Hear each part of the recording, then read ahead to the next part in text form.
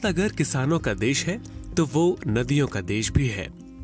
भारत को भारत बनाने में नदियों की योगदान को कभी भी भुलाया नहीं जा सकता। हम में से बहुत कम लोग शायद ही इस बात पर ध्यान देते होंगे, लेकिन हमें नदियों के रूप में प्रकृति का सबसे खूबसूरत उपहार मिला है, जो दुनिया के बहुत कम देशों के पास है। आज भारत एक महाशक्ति के रूप में तेजी से आगे बढ़ रहा है, जिसमें भारत की नदियों का एक अहम योगदान रहा है। अगर हमने नदियों का बेहतर तरीके से उपयोग करना सीख लिया तो भारत के आगे बढ़ने की रफ्तार और भी तेज हो सकती है। पूर्वोत्तर में ब्रह्मपुत्र नदी में बाढ़ आने की खबरें हम हमेशा से सुनते आए हैं। वहीं दूसरी ओर हमने अक्सर ऐसी खबरों को भी पढ़ा सुना होगा कि दक्षिण भारत और मध्य भारत के कई इलाकों में सूखे जैसे हालात हैं।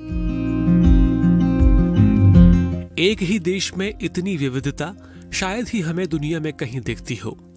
ऐसे में कई लोग ये सोच सकते हैं कि आखिर भारत की नदियों को आपस में जोड़ क्यों नहीं दिया जाता, जिससे बाढ़ वाले इलाकों का पानी सूखे इलाकों में डाइवर्ट कर दिया जाए।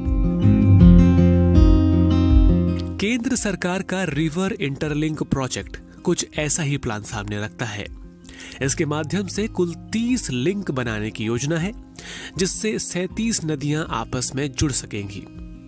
ये भारत की कुछ सबसे बड़ी सिविल परियोजनाओं में से एक है, जिसका उद्देश्य देश में जल संतुलन यानी वाटर बैलेंस को बनाए रखना है।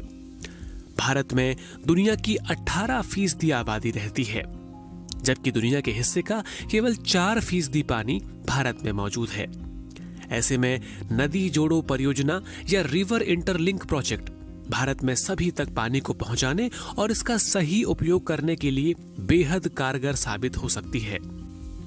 आइए डीडी न्यूज पॉडकास्ट में जानें कि कैसे आपस में जुड़ेंगी भारत की नदियां।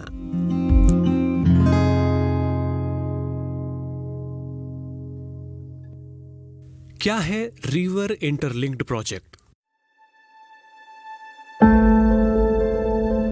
नदियों को जोड़ने के पीछे प्लान ये है कि देश के कई हिस्सों को सूखे की समस्या का सामना करना पड़ता है, जबकि कई और हिस्सों को हर साल बाढ़ की समस्या घेरी रहती है। सिंधु और गंगा जैसी नदियां बारहमासी हैं, यानी इनमें साल भर पानी होता है।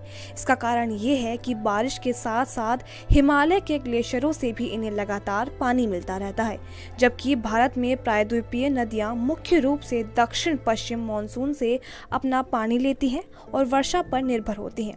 अगर उत्तर भारत की नदियों के बचे हुए पानी को मैदानी इलाकों से प्रायद्वीप की ओर मोड़ा जाए तो बाढ़ और सूखे की समस्या काफी हद तक हल हो सकती है। इसीलिए नदियों को जोड़ने से भारत में नदी के जल का बराबर वितरण यानी इक्वल डिस्ट्रीब्यूशन होगा। इस प्रोजेक्ट को पूरा करने के लिए स्टोरेज डैम के नेटवर्क द्वारा भारत की 37 नदियों को जोड़कर जहां पानी ज्यादा है उस इलाके से उसे निकालकर जहां पानी कम है वहां ट्रांसफर करने का प्लान है। इससे ये एक विशाल दक्षिण एशियाई वाटर ग्रिड बनेगा। ये प्रोजेक्ट 2 भागों में पूरा होगा, जिसमें पहला हिमालय में और दूसरा प्रायद्वीपीय भारत में है।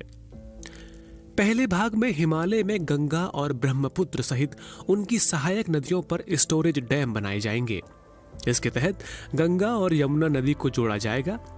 इस योजना के अंदर भी 2 प्लान हैं, जिनमें गंगा और ब्रह्मपुत्र बेसिन यानी वाटरशेड को महानदी बेसिन से जोड़ना है और गंगा की पूर्वी सहायक नदियों को साबरमती और चंबल नदी सिस्टम से जोड़ना है।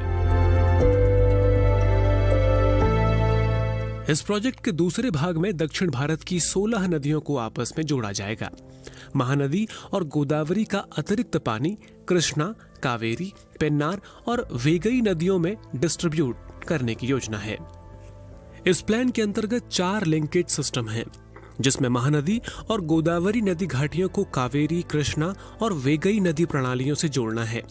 दूसरे भाग में केन से बेतवा नदी, पार्वती और काली सिंध नदियों को चंबल नदी से जोड़ना है। तीसरे भाग में मुंबई के उत्तर में तापी के दक्षिण में पश्चिम की ओर बहने वाली नदियों को आपस में जोड़ना है और चौथे भाग में पश्चिम की ओर बहने वाली कुछ नदियों को पूर्व की ओर बहने वाली नदियों से जोड़ना है।